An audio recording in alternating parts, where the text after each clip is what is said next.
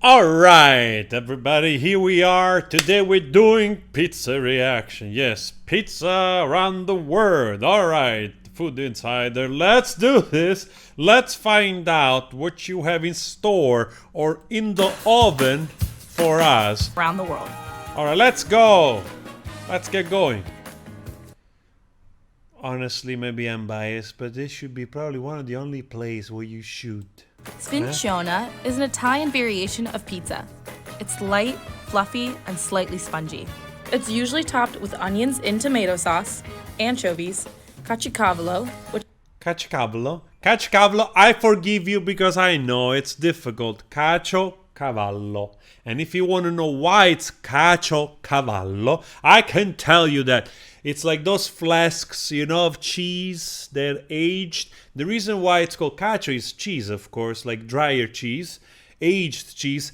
Cavallo means horse. But in this case, the reason is because this cheese was kept, you know, in a flask with two strings. So you have two flasks, and it's put on top of a, hanging system. So it hangs a cavallo of this bar in the sky. So you have all those caciocavallo hanging because a cavallo of the stick. So that's why cacio a cavallo. Huh? Very nice. is a cheese. dry, crumbly cheese and a crisp layer of breadcrumbs. This is also we call it focaccia, basically. Pizzella Dier is a traditional dish from the town of Nice in southern France and is usually served as an appetizer. The recipe calls for thick Pizzella Dier, because honestly that thing is already pissing me off. That's why it's called that way. pizza dough, caramelized onions, black olives, and anchovies. Sometimes the anchovies are whole or made as a paste. Yeah, anchovies, you put it on the Washington pizza. We have Post reports marinara that with that, Flammkuchen, you know. a mix between flatbread and pizza, dates Without back to the cheese? 4th century when borders didn't exist like they do today. The dish became a specialty in areas of what is now France, where it's called tarte flambée, and Germany, where it's known as Flammkuchen. That It's was topped with actually creme very fraiche, nice. I don't know the other onions, one. That almost looked like a quiche, the one in and the bacon, oven, like and this. the crust is baked to an almost cracker-like texture.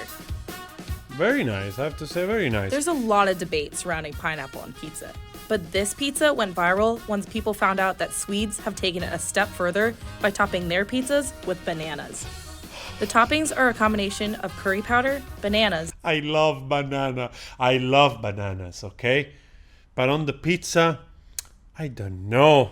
and a protein such as chicken or ham. So agrodolce. I mean, Exactly. you know, the old concept of pineapple on the pizza is usually because it's combined with ham and the cheese, and the pineapple has this kind of soury, sweet taste, which creates that agrodolce feeling, which per se it's not necessarily bad, because there are some agrodolce dishes where you play with this type of things, you know, with the salty and sour and sweet. But on the pizza, honestly, with the way we interpret the Neapolitan pizza, you know, the pizza has to be, I always say this, something light most of the time. It has to be a light dish, also light dough, and not a lot of ingredients. Actually, contrary to what you see Conca here, starts with half a baguette or another long roll of bread Everything and is gets topped with stuffed. sautéed mushrooms and cheese. Other toppings can be added, but to remain authentic, a thick drizzle of Polish ketchup is added as a finishing this is a touch. kind of like almost, we call it saltimbocca, but still it's Langosh made is a with, thick fried bread that is sometimes called Hungarian still pizza is made and with is the a dough of popular the street pizza. food. The yeast dough is made from mashed potatoes and flour and fried to a crisp. It's eaten with a sprinkle of salt or topping. I mean, we do have calzone in Italy. You know, we have this wrap. It's always pizza dough, but it's wrapped. You know, like you put the ingredient, then you wrap it in a sort of like folded thing, and then you dip it into frying oil, of course, and it gives this effect, and it's closed. And a lot of times you do with tomato on cheese or tomato with ham and other things.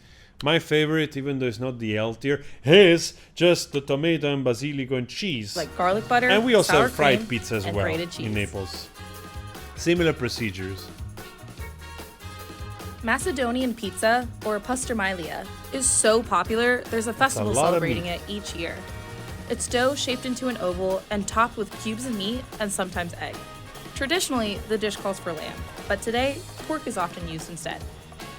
So a lot of pork, and then they just smear the egg around to create that kind of coloring the dough.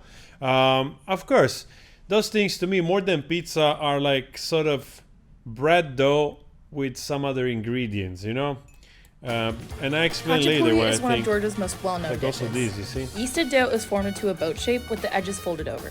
This becomes the basket for the creamy combination of egg and cheese that fills These it. I've seen. It this bakes one. until it's golden, so the cheese and egg are still oozy and perfect for dipping the crust into.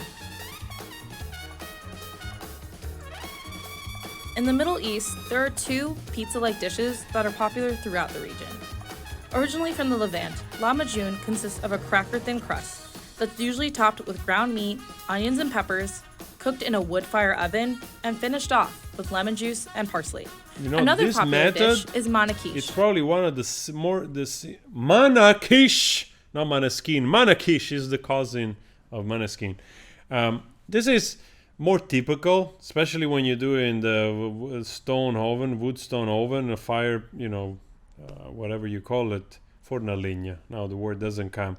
Wooden fire oven made in stone. And this looks similar. In the Middle East, they do this type of thing.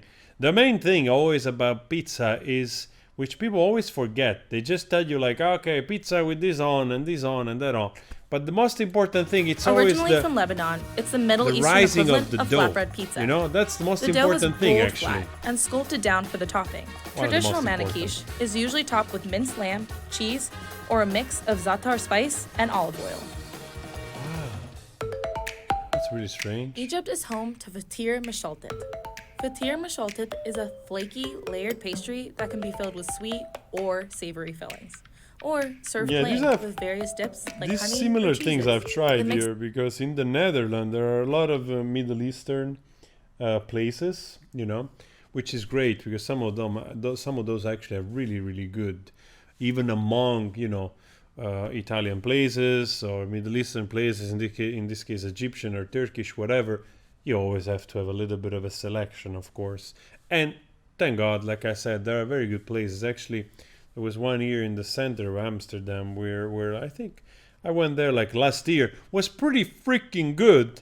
This. I was vegetarian, The but flour and ghee is rolled out and handled to be thin, layered on top of each other with more ghee, and then baked in a wood fire oven. I don't know if this kind of dough is also used. There is some other stuff inside, or eggs. You know, like maybe a egg red a yolk inside. Zanzibar pizza is actually more of a savory crepe.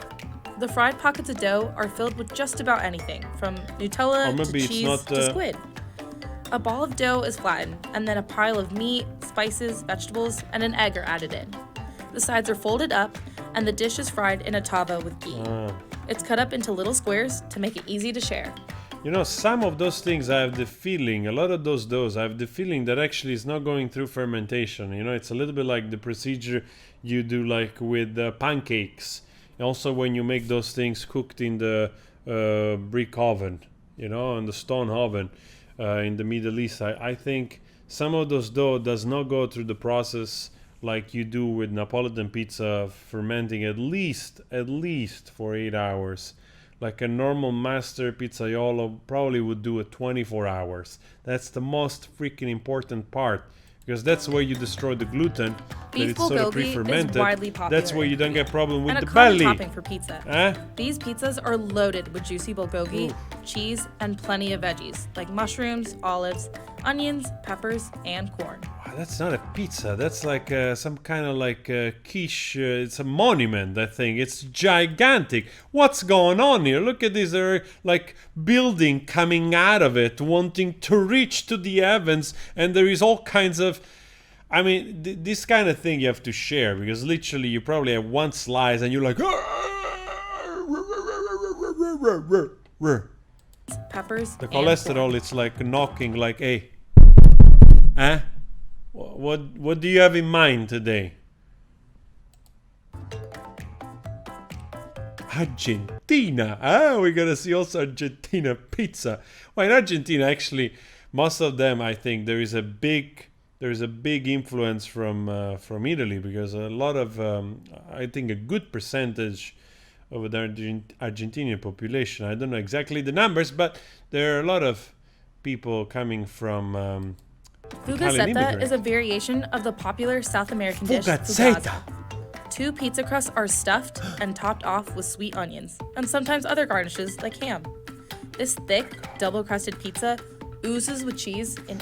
That looks too much. I don't know why people, they get the idea that more is good when you actually have to eat it. Again, the idea is with the pizza that you have like a dish that you put like 100 grams of cheese on it. There is good tomato, a little bit of basil, a little bit extra virgin olive oil, a very nice light dough that you might actually even do 2 pizza and not feeling guilty. This is like you have 2 slices, you're done. You had like 3,000 calories. Starts with a traditional pizza crust and is topped with cheese, ham, onions, and olives.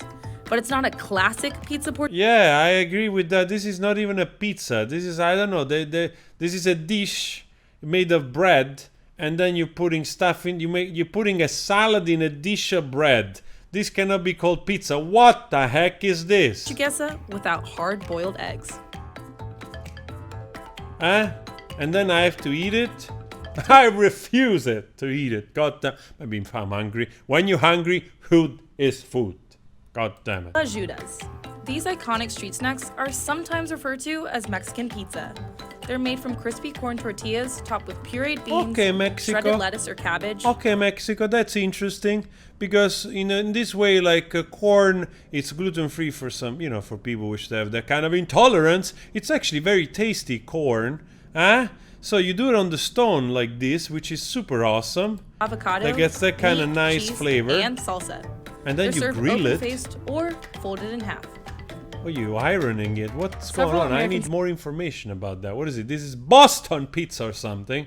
They do it in the pan. We also have pan pizza, which again, it's basically also can also be considered focaccia. But even that needs like Detroit and New rising Haven, Connecticut of the dough have in a their own certain twist way. on pizza. But Chicago is known for their deep dish pies. Chicago pizza. Okay. The crust is about 2 inches tall and slightly fried from the oiled up pans. The layered pies start with the crust, then cheese, then any veggies and meats of your choice, and are finally topped off with plenty of tomato sauce. The slices are so filling that you might not reach for a second one.